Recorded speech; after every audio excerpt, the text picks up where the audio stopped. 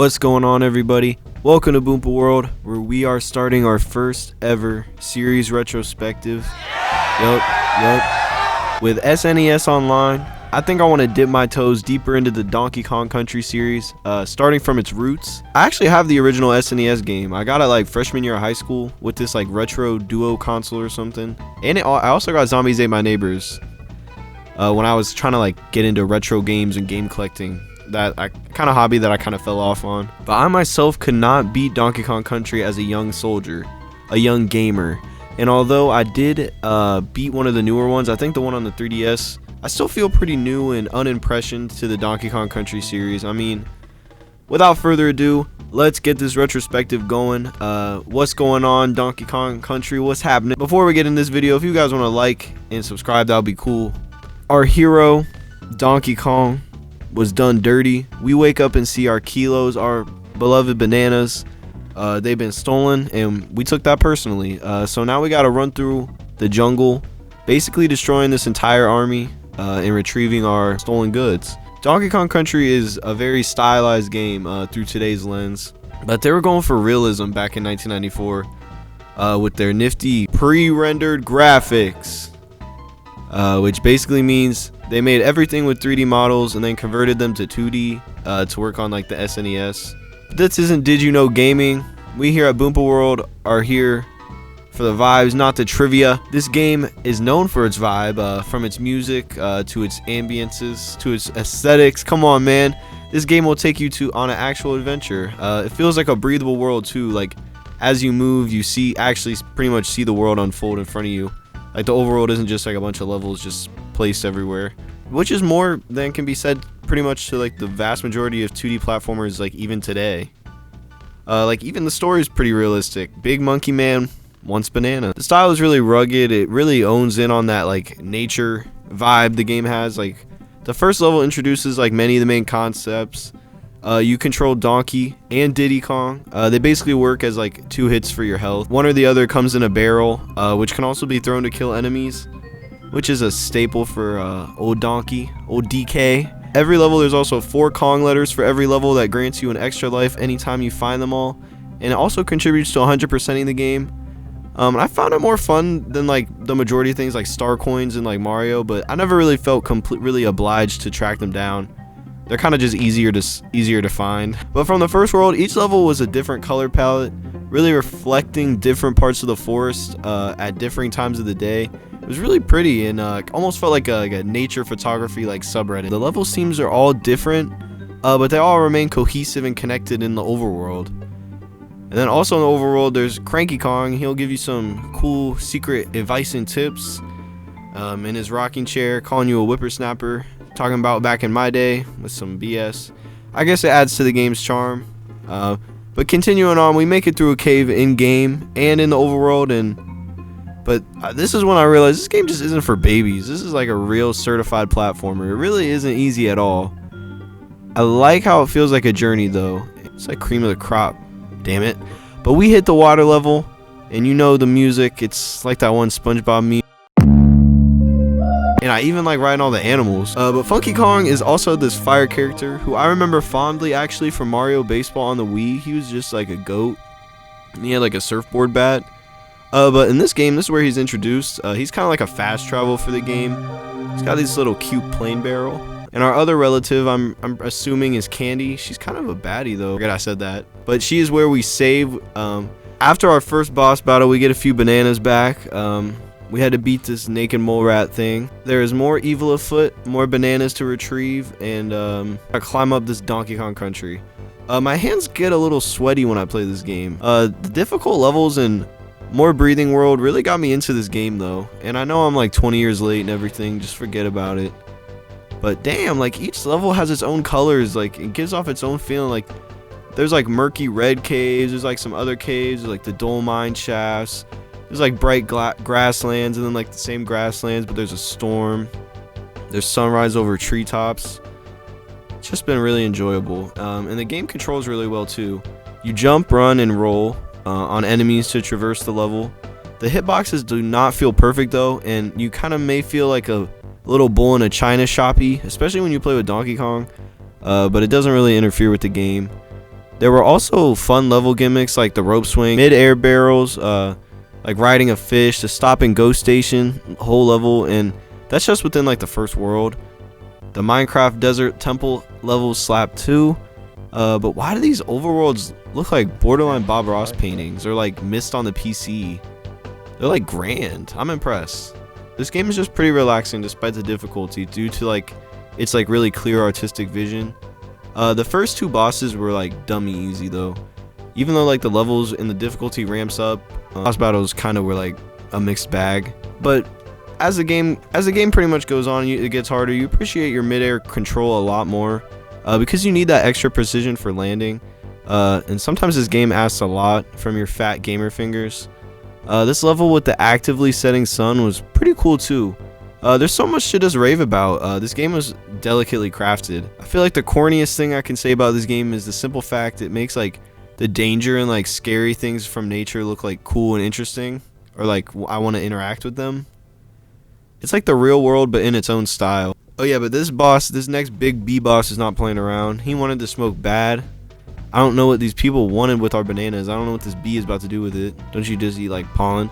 We moved on from him, and then we moved on to the snow world. And once again, this world, just like the treetops, like the more like basic ideas, they didn't feel forced. Although there were like icy platforms and like other like tropes like a blizzard, but the blizzard was like kind of overwhelming in this game.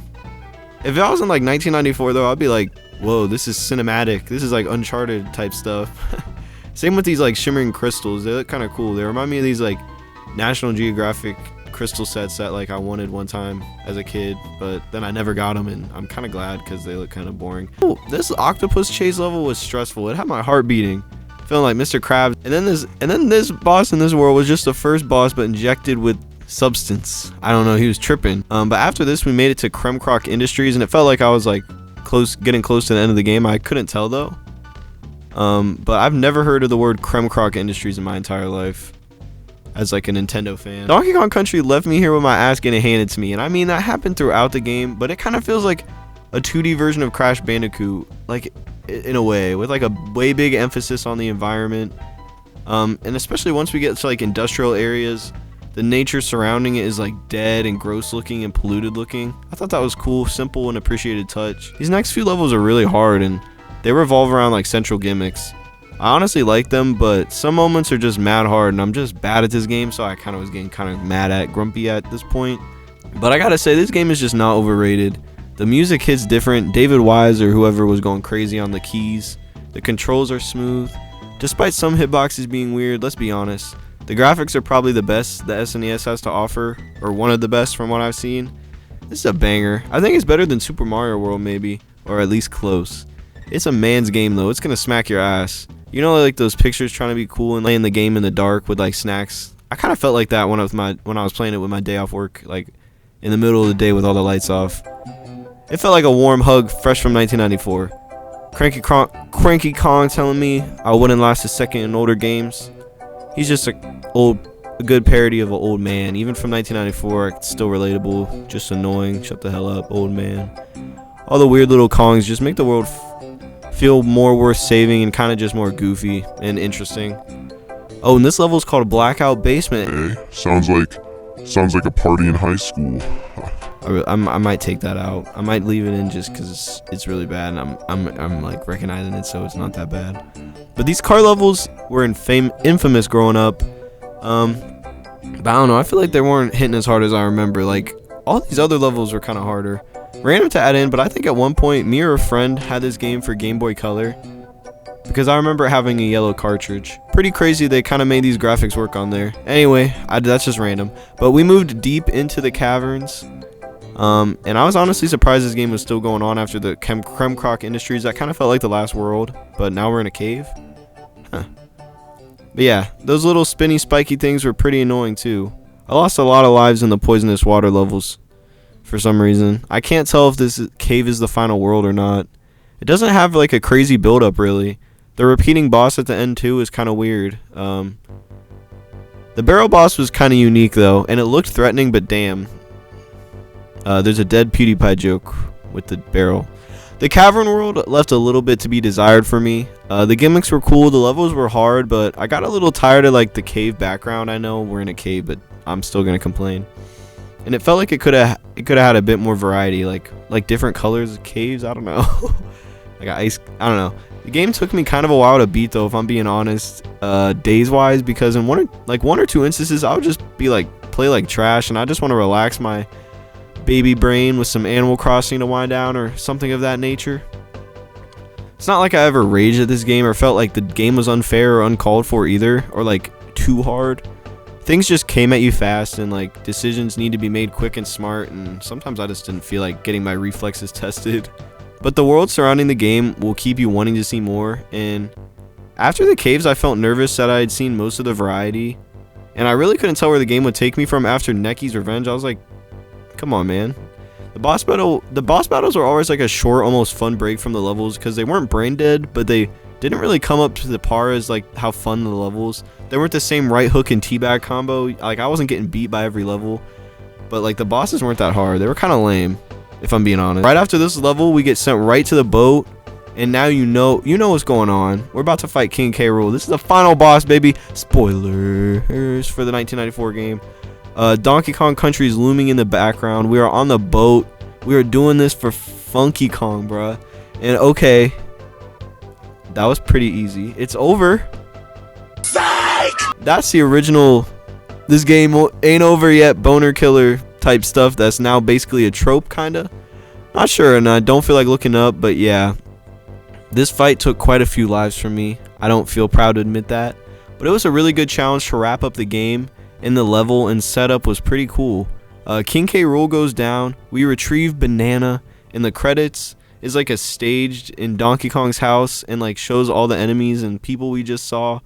Pretty much reminded me of the ridiculous variety and adventure I just went through. Yeah. They shamed me for not 100%ing the game and getting all the Kong letters, but I feel no shame. This game is a definite classic, guys. You don't need a dumbass 22-year-old like me to tell you that, but I am, and I hope you guys enjoyed this video, because I really enjoyed this game, and just talking about it. It was just a really enjoyable adventure, and I just felt like making a fun video to talk about it. Like and subscribe if you enjoyed this video, and I might do the other games in this series. This one kind of beat my ass though, so I might not. I might take a little break. But yeah, shout out to the graphics for looking cool to this day. Shout out to the soundtrack for slapping. Shout out to the game being kind of stressful. Shout out to the game for being relaxing. Shout out to the game for being pretty. And shout out to you if you made it to the end of this video. I'll see you guys next time. Boompa out. Yeah, I just said that.